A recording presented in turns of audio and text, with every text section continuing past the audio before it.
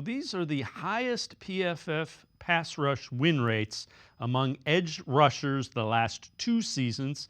Steve Palazzolo from PFF tweets it out. Myles Garrett, far and away the highest win rate, 24.9, so almost 25%. Micah Parsons, 21.6. Nick Bosa, 21. Trey Hendrickson of the Bengals, 19.1. And Za'Darius Smith, who last year was with the Browns, 18.7%. Let's welcome in Jon Macri from Pro Football Focus, co-host of the PFF Fantasy Football Podcast. Jon, can you explain the importance of pass rush win rate? I think a lot of times fans get caught up in sacks, and they're important, without question. But when you, at PFF, when you look at a pass rush win rate, what does it say to you? Why is that important?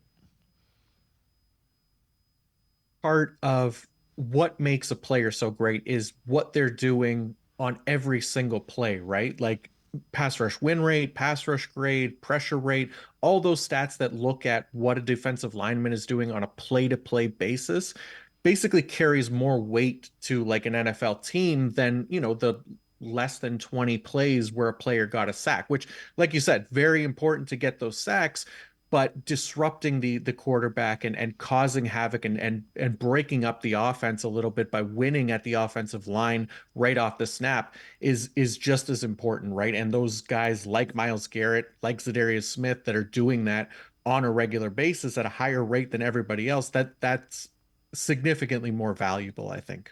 Yeah, I mean, look at it as they are making it difficult for the opposing quarterback to get enough time to complete the play that they want to complete.